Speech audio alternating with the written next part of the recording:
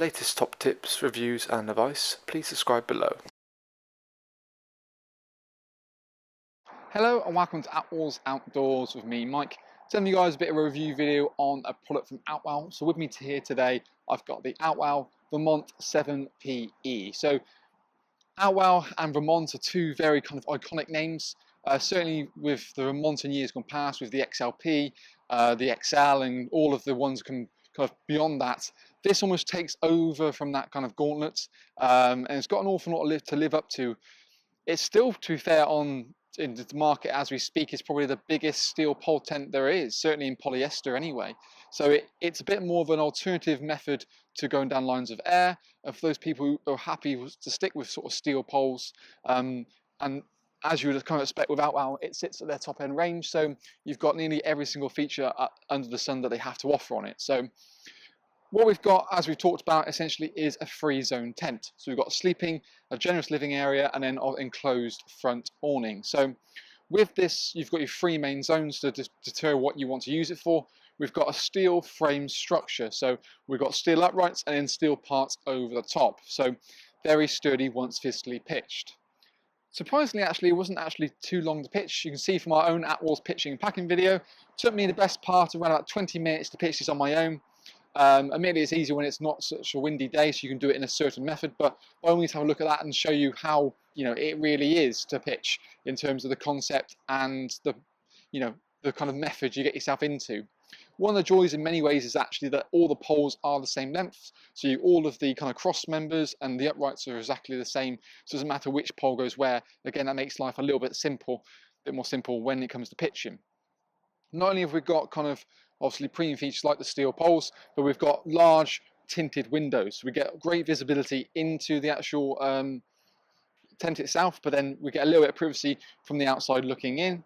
If you want the ultimate amount of privacy, inside there's pretty much zip-up curtains to get that ultimate amount of privacy when you wanted to. I like tinted because necessarily you can see out, but when you look in, it's more, you don't see details. Okay, you can see a little bit in. It's not going to be completely blackout or anything, but it sort of disorientates what you see from the inside. So it's just a little bit next step up from just a completely clear window. We've got kind of Outwell's unique kind of storm systems. So there's storm ties which will kind of wrap around the steel pole. So what this initially does is actually brings the material against the pole. So when you peg out to the actual guide point, you're pegging out the frame as well as the actual canvas itself. Pole sleeves are quite high up, which is quite nice, means it's easy to feed through and get the pole at the bottom, and the adjustable range you got on the bottom actually is really quite nice, so you can sort of work the pole up and just put the ring and pin at the bottom itself and then clip the pole on afterwards.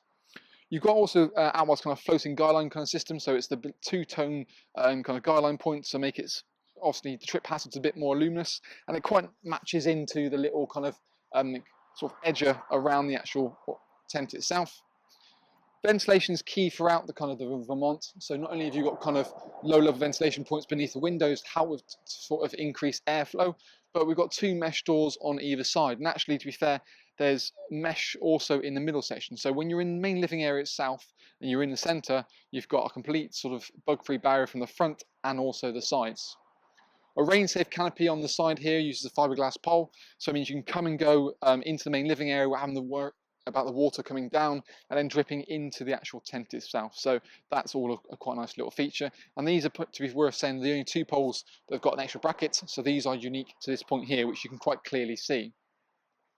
We've got an increased kind of ventilation system at the back as well. So what you find is that that's going to help with airflow, and we'll come to that a little bit later on in the video. In terms of material, what we've got here is really nice, strong, embossed polyester. It's about 150 denier, 6,000 mil high straight head, so very, very waterproof, but slightly a bit thicker than your kind of basic kind of tent, so you get a bit more longer life out of it. And like I said, steel pole tents are a little bit of a dying breed just because the price point is getting very close to air, and with air, there's always the perception you've got that kind of quicker and easier pitching with the same sort of stability as kind of poled. Pack size comes in two pack sizes as well, so you get one for the poles and one for the main body to make it a little bit easier to sort of transport it and fit it in the car when you're playing car Tetris. We've got storm straps located in the front to give you great torsion into that sort of canopy, and then there's an additional guide point, central point in the middle, just to kind of continue that kind of torsion in the roof. But one thing I do like about poles is you can get it looking really quite sharp. you know, and again, from a stability point of view, it's really nice and strong. The front panel, you've got this kind of like rain-safe canopy over the front awning, which you don't really see at all. It's kind of something that's kind of unique to Outwell to a certain extent. In a way, I suppose it's a little bit, to me, it's a little bit pointless in a way, but I can understand where the principle's coming from.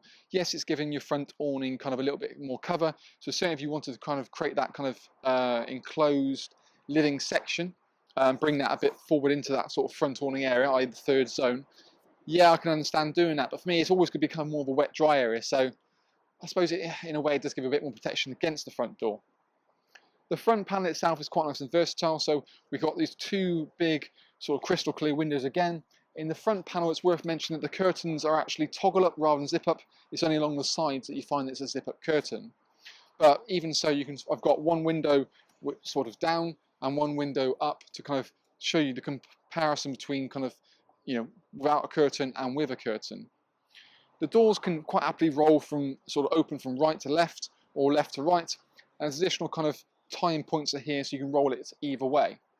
There's actually 4 zip pullers in the front panel. So one of the other benefits is that you can create a little kind of veranda kind of style. Bring the zip pullers down at each side. And then you've got, obviously, ability to keep dogs and kids in the actual awning, but have the airflow directly in.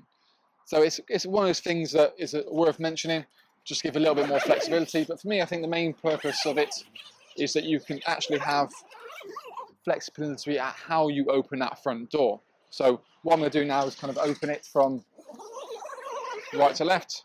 So again, we can open it kind of halfway. That will essentially roll back into that section there.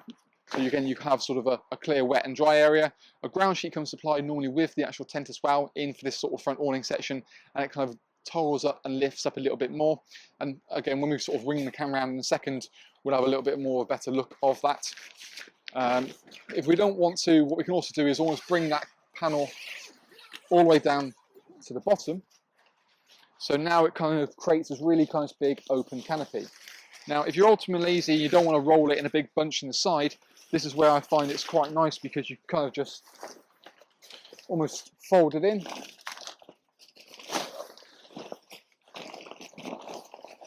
And then kind of roll it into the corner.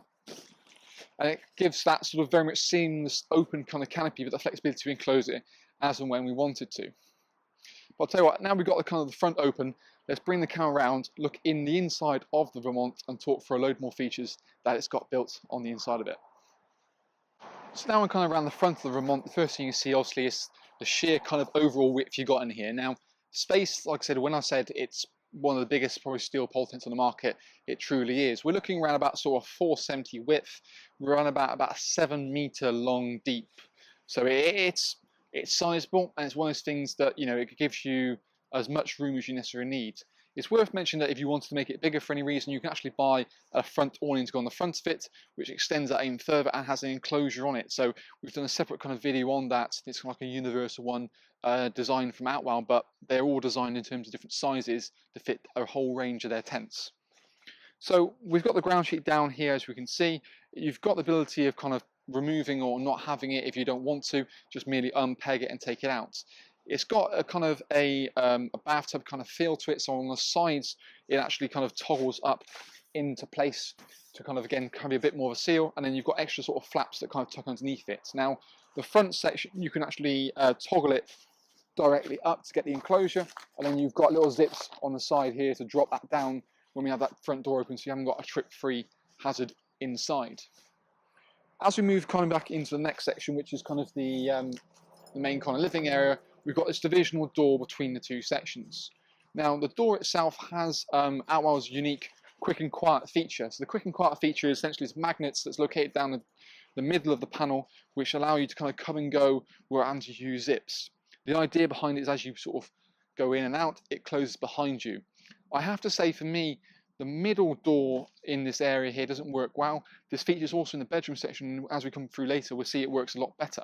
But for me, as you kind of come in and then go, it doesn't quite close because almost with it. It needs almost a little bit of additional kind of material either side. And this is a common feature I find that you see in kind of all of Outwell's new range tents. It doesn't really quite close to itself. So it sometimes can be down to how you pitch it, but for me, it's a nice thing, but not something I would necessarily use. So also located in the front door here as well is you've got big mesh panels on either side. So this is your secondary barrier into living area against bugs. So you've got two on either side, so you can really open up to make it nice and spacious and allow that airflow in, but also that visibility. So the curtains, like I said, zip up, so you can kind of bring them up almost halfway like a lot of the curtains, so you can have a bit more of a flexibility between privacy and obviously visual barriers.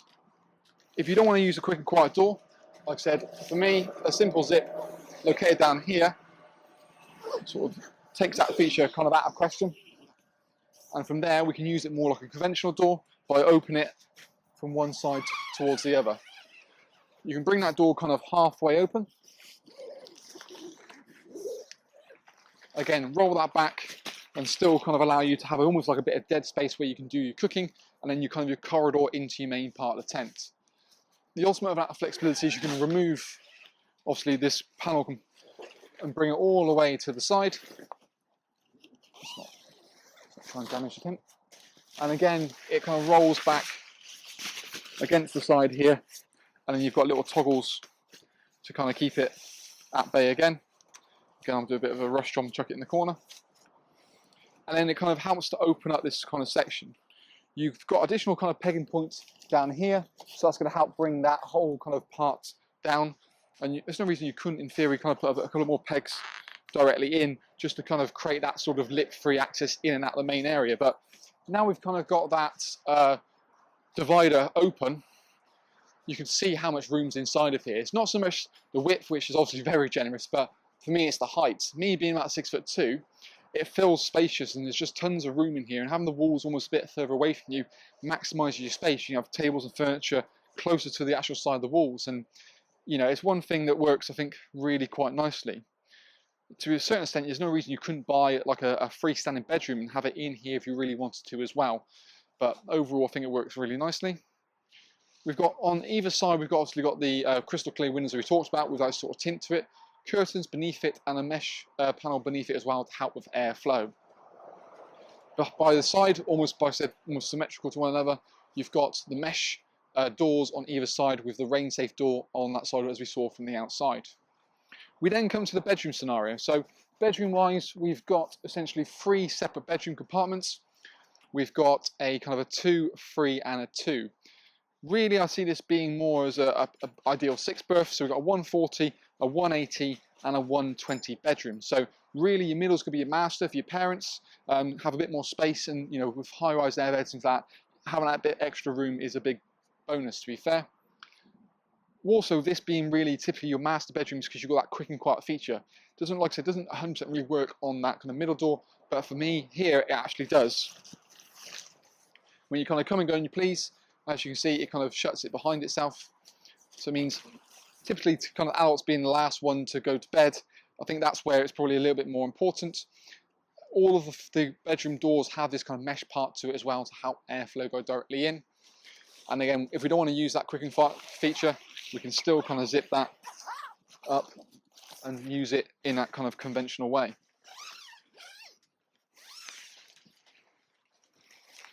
And just roll that back. So even though essentially it's 3 separate bedrooms, there's a zip divider between all of them, so you can open up to make it one massive bedroom if you wanted to. Failing that, make it like a 5 and a 2, 2 and a 5, or so you've got lots of versatility in there. A slightly darker tint to the bedroom as well hopefully means it's going to cut out early morning light and give you a sort of better sort of sleeping thing. What you've also got as well is a slightly deeper kind of bedroom in here. So what you find is kind of the Emperor sort of bedroom. So what you find is that things like high-rise air beds and that sort of stuff, it rises up a little bit more. And there's almost a slight sort of taper to the back of it as well. So it's trying to create that more vertical back. We've got a big mesh panel directly in here as well to help with airflow. Now you can actually use this as a little bit of a window directly outside by rolling the external blind up and also the internal one as well. What you can also do, if you don't want to have that, is it can happily kind of sort of Velcro directly down, so you have that sort of visibility from both sides. The zip dividers, as I said, do zip directly up. Admittedly, they're not kind of zips along the bottom, but still as kind of a big, nice premium tent, it gives you lots of space, and you've still got hanging points at the back here if you want to have it for kind of lanterns. Either kind of the two ends as well have kind of storage pockets built into the very back section, so you can put things like keys and phones, that sort of stuff in there at the middle of the night. And there's even little kind of ones on the front of the palmet section here. Cable entry access allows down the bottom as well, and you have got that situated on both kind of sides, so you kind of have the flexibility depending on how your wind will go. Your main kind of hookup points are also located on either side in the main living section, so we've got those located down there. And you've got Outwell's kind of hook track system. So the hook track is the ability to have a hanging point along a kind of almost like a beading, like a washing line kind of a style. So what you find is you can just, like a clothes peg, put it on, put it off, create a hanging point on there, have lantern directly down. And actually what you find is it's going to be on a lot of the main points. So you've got one on here, one also on that point, and there's also one in the main kind of front awning section. So you can kind of chop and change how you want the tent to be and how it best suits your living section. What we'll do, let's pick the camera up now, bring it inside and kind of get a little bit more up close and personal with a lot of these features.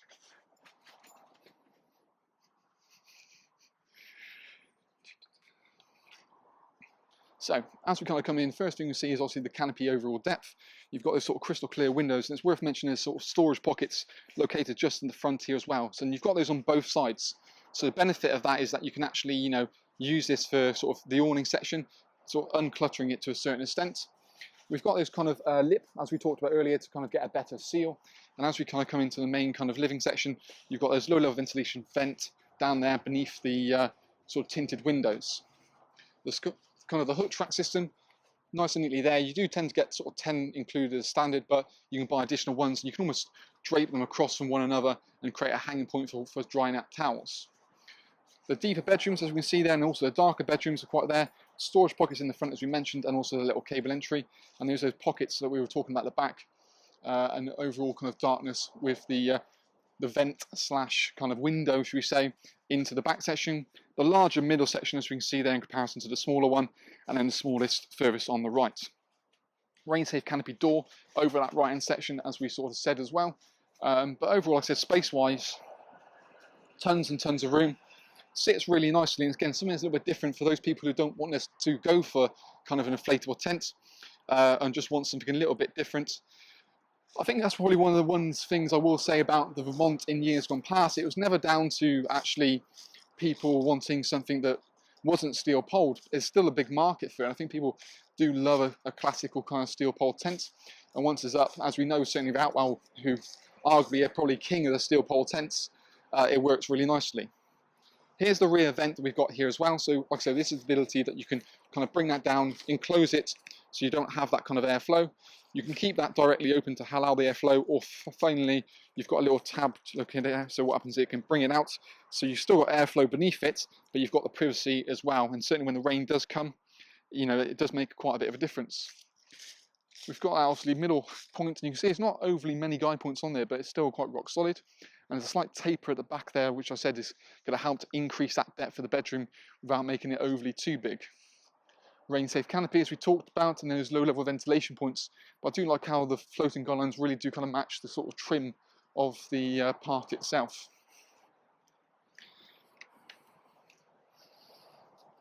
Overall, I think it's, you know, it's exactly what it says on the tin.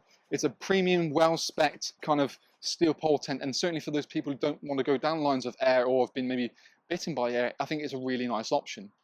Price point, because you've got so many features and the detail, the fabric, and all these little stuff, it does add up to the price. So you're talking quite happily over £1,000 or something like this, which, as we look at kind of steel pole tents and the rise in price of steel generally anyway, it still doesn't seem necessarily extortionate when you add all the features and all the little details into it.